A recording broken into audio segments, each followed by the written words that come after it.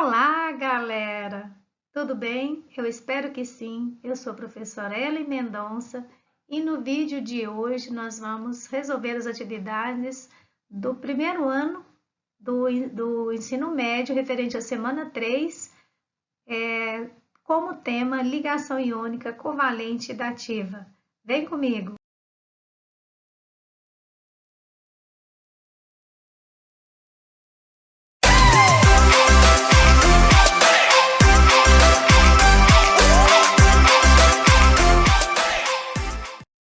Antes de iniciarmos a resolução das atividades, eu gostaria de convidar você para se inscrever no canal, que você tem um conteúdo de química de forma simples e bem explicada.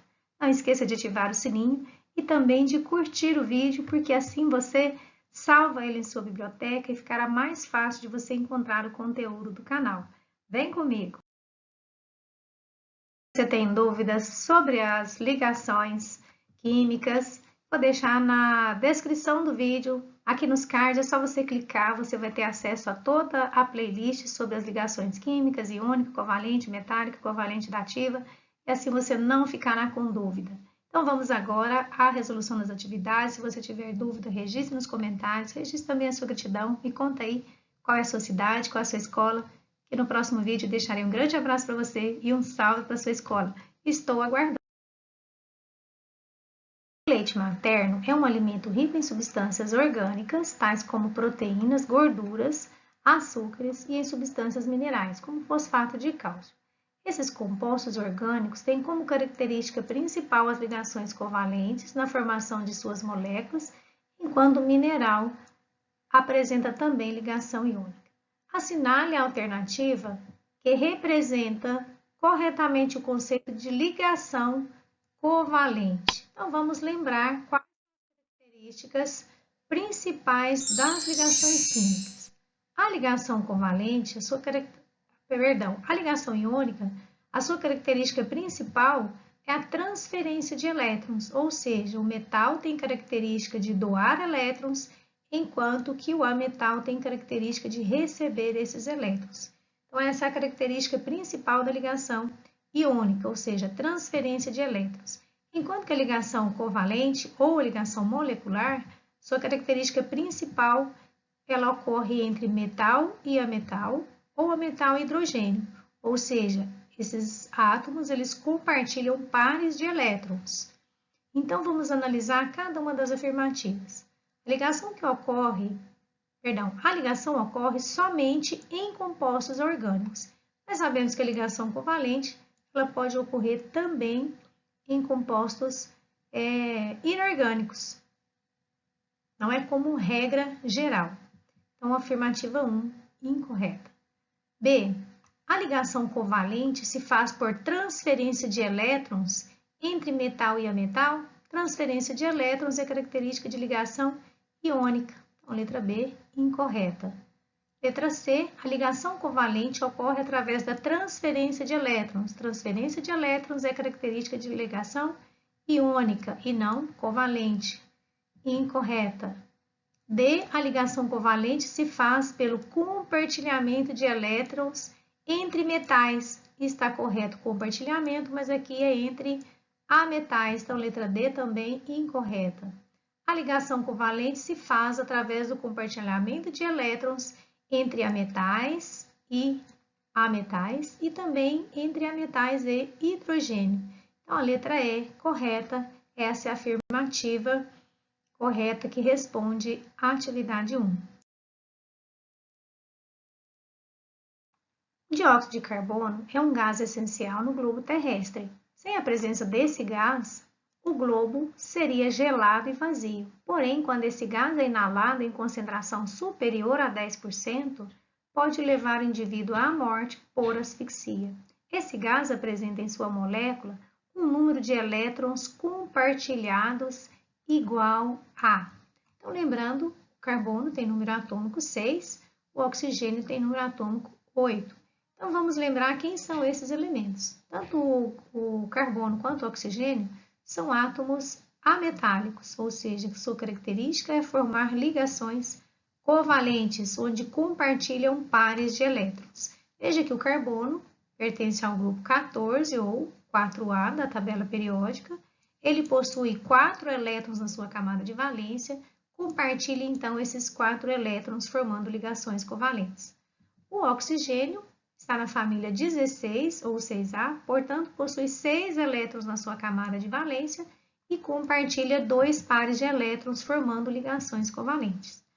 Como queremos saber qual o número de elétrons compartilhados, é muito simples, ou seja, vamos compartilhar um par de elétrons do carbono com o oxigênio, aqui 2, mais 2, 6, mais 2, 8 elétrons. Então, veja que nós temos duas ligações duplas, cada ligação dupla, ela representa duas ligações covalentes, como temos 4 ligações covalentes, então 2 vezes 4, 8, responde aí a afirmativa A como resposta correta da atividade 2.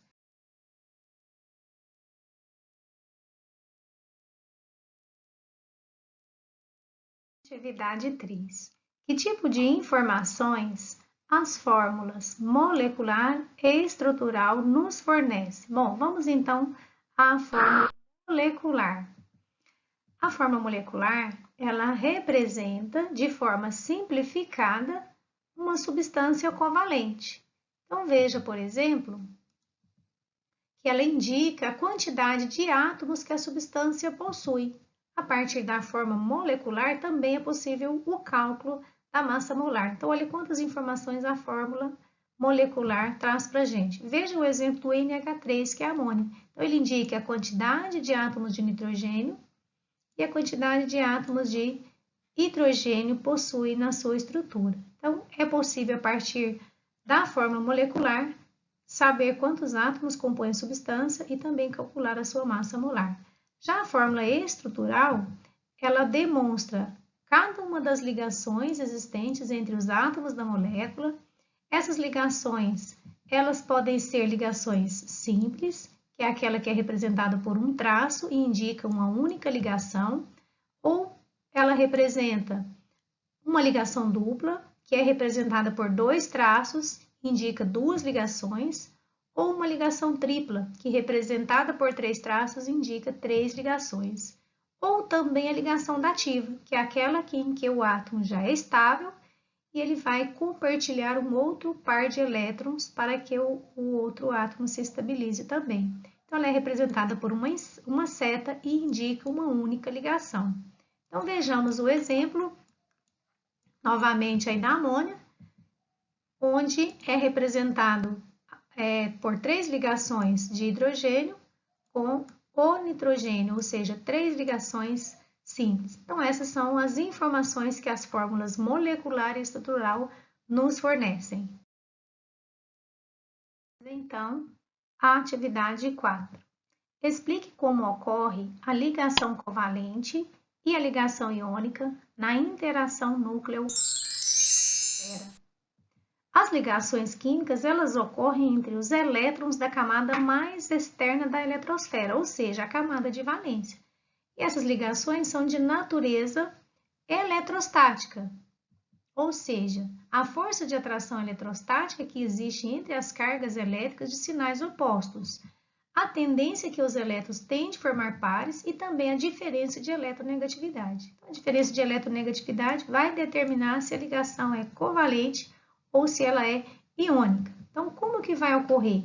A ligação molecular, ela ocorre entre átomos ametálicos ou entre ametais e hidrogênios. E a sua característica principal é o compartilhamento de pares de elétrons. Já a ligação iônica, a interação ocorre entre metais e ametais.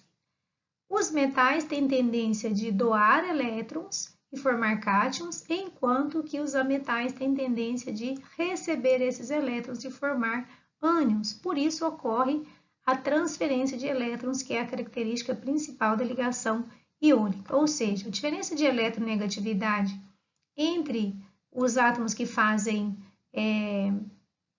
ligações covalentes são menores do que 1,7.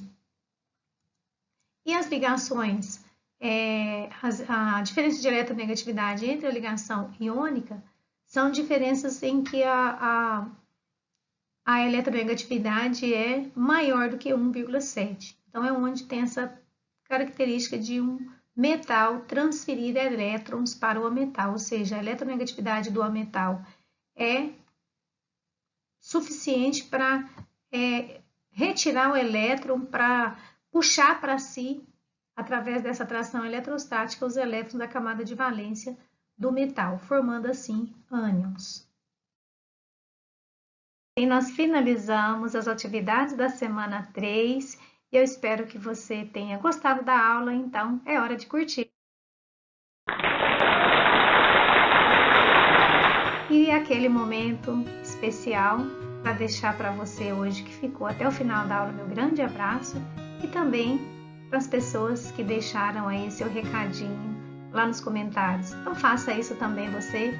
No próximo vídeo vou deixar um grande abraço.